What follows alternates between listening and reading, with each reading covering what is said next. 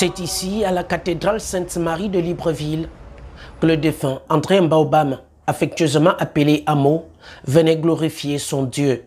Ce 12 avril, 8 ans après son décès, sa famille biologique et celle de la classe politique de l'opposition ont tenu à se souvenir de ce grand homme qui était André Mbaobam. Une messe a été célébrée pour lui rendre hommage. Quelques années, 8 ans après la mort de Mbaobam, nous nous retrouvons ici, dans cette église, Notre-Dame de l'Assomption, où parfois il venait prier, et des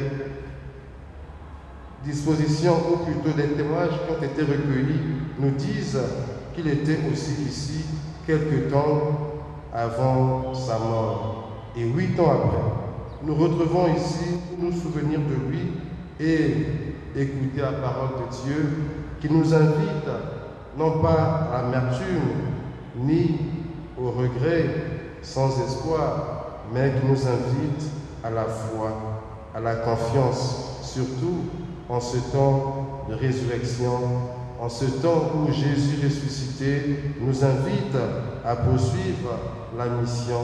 Quelle mission? Celle d'être témoin de sa présence dans notre monde, dans notre humanité. Celui qui avait marqué l'histoire politique de notre pays en 2009, le président André Mbaobam, comme on aimait l'appeler Moïse, luttait pour l'alternance politique au Gabon.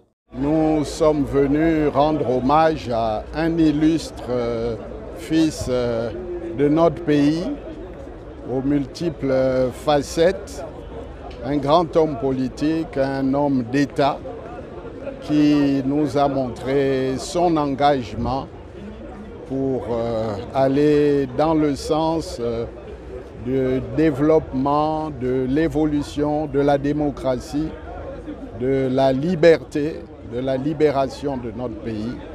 Et donc, nous avons communié ensemble en sa mémoire et nous avons prié pour que, auprès du Père éternel, il puisse effectivement trouver une bonne place. Chaque année, nous faisons une messe à la mémoire d'André Mbaobam.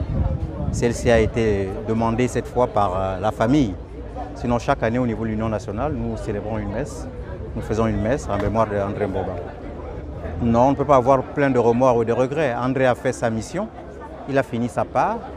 Il nous a montré le chemin et nous essayons de le suivre patiemment, intelligemment, avec l'amour qu'il avait pour son prochain.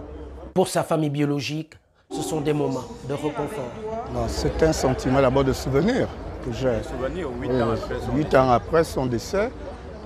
Cela nous a permis aussi, tous ceux, pour la plupart de la famille et d'autres qui ne sont pas de la famille, nous qui étions dans son équipe, de nous retrouver.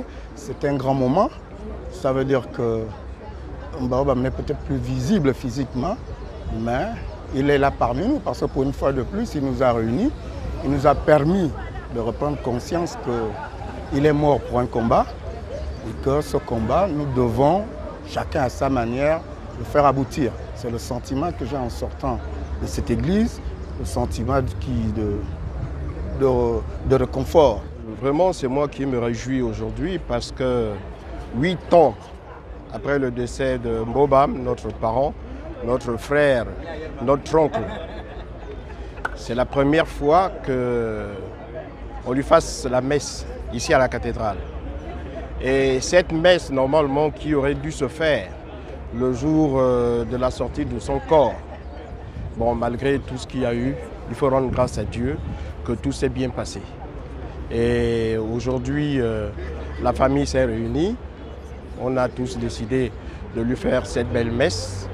Mais écoutez, il ne faut rendre grâce qu'à Dieu. André Mbaobam avait dit, je cite, « Je préfère mourir physiquement que politiquement ». Fin de citation. L'histoire retiendra qu'Amo avait donné sa vie pour la libération de la nation gabonaise.